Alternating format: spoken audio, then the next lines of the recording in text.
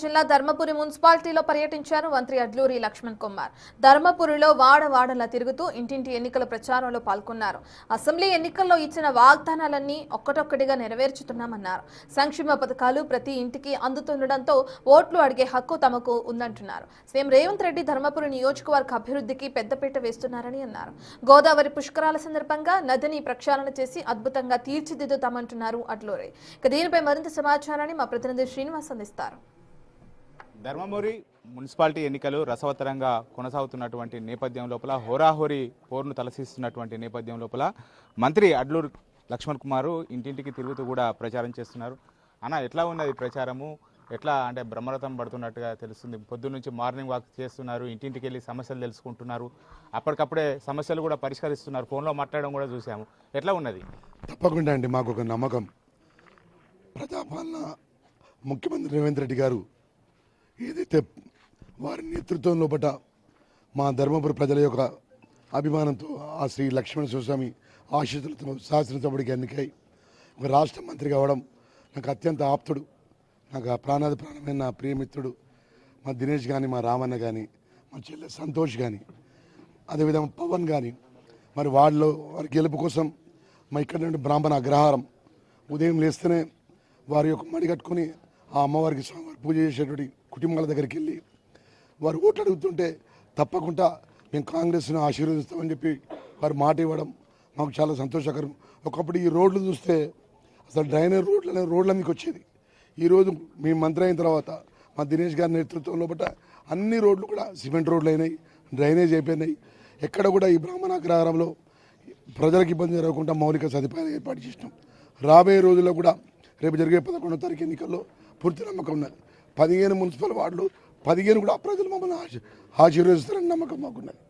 మాజీ మంత్రి ఏమో కొప్పులేశ్వర్ మీ పైన విమర్శలు చేస్తున్నారు. అంటే ధర్మపురికి మంత్రిగా ఉన్నటువంటి అడ్లూరి లక్ష్మణ్ కుమార్ చేసింది ఏం లేదు, ఎన్నికల్లో ఇచ్చిన హామీలు కూడా ఏవి నెరవేర్చలేదని చెప్పి అంటున్నారు. ఎట్లా చూస్తారంటే ఇప్పుడు హామీలు ఇచ్చి మర్చిపోవడం వాళ్ళ నైజం. లక్ష్మణ్ కుమార్ గారిని 2 సంవత్సరాల క్రితం గెలిచిన తర్వాత 2 సంవత్సరాల తర్వాత పేదవాళ్ళకి సంబంధించిన సంక్షేమ కార్యక్రమాలు, రేషన్ కార్డు కానీ, సన్న బియ్యం కానీ, అదేవిధంగా ఇందిరమ్మ ఇల్లు కానీ, 200 యూనిట్ కానీ, ఈ ధర్మపురికి 10 సంవత్సరాలు రాజ్యాన్ని వెళ్ళిండి ఆయన. 9 గంటల తర్వాత బస్సులు రావండి, ఇక్కడ బస్ డిపో లేదు. పక్కనే కొరట్లో ఉన్నాయి, రెండు రెవెన్యూ డివిజన్లు ఉన్నాయి. పక్కనే కొరట్లో 2 బస్ డిపోలు ఉన్నాయి. ఇక్కడ జూనియర్ కాలేజ్ తర్వాత డిగ్రీ కాలేజ్ పిల్లలకు లేదు. లక్ష్మణ్ కుమార్ గారు నేను ఇచ్చిన మాట ప్రకారం 5 మాటలు ఇచ్చాను ఎలక్షన్ల ముందు. ఒకటేమో బస్ డిపో తీసుకొస్తా అన్నా, డిగ్రీ కళాశాల తీసుకొస్తా అన్నా, ఐటీఐ తీసుకొస్తా అన్నా, అదేవిధంగా పాలిటెక్నిక్ తీసుకొస్తా అన్నా, ఈరోజు నేను రెవెన్యూ డివిజన్ తీసుకొస్తా అన్నా. దానిలో భాగంగా ఈ 2 సంవత్సరాల లోపల నేను డిగ్రీ కళాశాల తీసుకొచ్చిన, ఐటీఐ కళాశాల తీసుకొచ్చిన. అదేవిధంగా రేపు రాబోయే 3 సంవత్సరాల్లో బస్ డిపో కానీ, అదేవిధంగా మిగిలిపోయిన పనులన్నీ కూడా చేసే బాధ్యత నాది. మున్సిపల్ ఎన్నికల లోపల అంటే మీరు ఎలాంటి ఎన్నికల హామీ ఇస్తున్నారు? దాదాపుగా అన్ని నెరవేరా, ఇంకేమన్నా నెరవేర్చేటివి ఉన్నాయా మున్సిపల్? తప్పకుండా ప్రజలకు సంబంధించినటువంటి ఈ యొక్క ధర్మపురిలో కూడా చాలా విషయాలు, చాలా సమస్యలు ఉన్నాయి. ఎందుకంటే అత్యంత బాధాకరం ఏంటంటే 10 సంవత్సరాల రాజ్యమేలులు పక్కన గోదావరి ఉంటుంది. మీరు ఒక్కసారి మీ వీడియో పట్టుకొని రండి. గోదావరి నీళ్ళు రావు, మంచిళ్ళు డబ్బాకి నీళ్ళు వస్తాయి. మిషన్ భగీరథ డబ్బా అంటే మిషన్ భగీరథ పైపు లైన్లు ఏంటంటే కమిషన్ల కోసం పైపు లైన్లు వేసుకుని డబ్బాకు నీళ్ళు తెప్పిస్తారు. మన ధర్మపురి 15 వార్డుల లోపల మంచినీటి సౌకర్యం తీవ్రమైన ఇబ్బంది ఉంటుంది. ఏదైనా శాస్త్ర పరిష్కారం కోసం, మంచినీటి శాస్త్ర పరిష్కారం కోసం ప్రణాళిక తయారు చేసినాం. ఆ విధంగా ముందుకు పోతామనే విషయం మీ ద్వారా తెలియజేస్తాను. మనం ముఖ్యమంత్రి రేవంత్ రెడ్డి గారు వచ్చేటప్పుడు కూడా రాబోయే పుష్కరాలకు పెద్ద ఎత్తున కూడా ఏర్పాటు చేస్తాం. ఆదిలాబాద్ నుంచి ఏదైతే ఖమ్మం వరకు కూడా ఏదైతే గోదావరి నది తీరం ఉందో అంతా ఏర్పాటు చేయాలని మీకు ఏం చెప్పారు?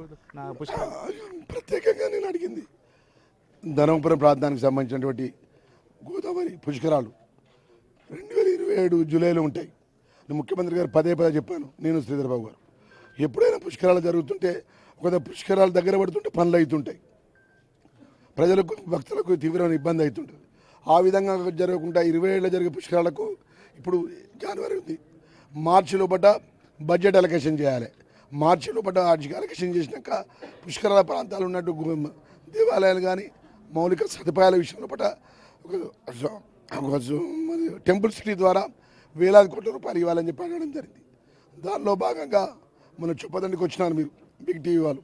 ఆ రోజు ముఖ్యమంత్రి పక్కన నుండి చెప్పిన, అన్న ముఖ్యమంత్రి గారు, మంత్రి గారిని చెప్తున్నా, మా గోదావరి పుష్కరాలు వస్తున్నాయి, మా లక్ష్మణ సముదాయ క్షేత్రానికి ప్రత్యేకమైన నిధులు ఇవ్వాలని చెప్పి అన్నాను. పక్కనే యాదాద్రి ఉన్నది, 10 సంవత్సరాల రాజ్యం వెళ్ళిన కొబ్బరీశ్వరు యాదాద్రి గొప్పగా చేస్తే మనం ధర్మపురి ఏ రోజు పట్టించుకోలేదు.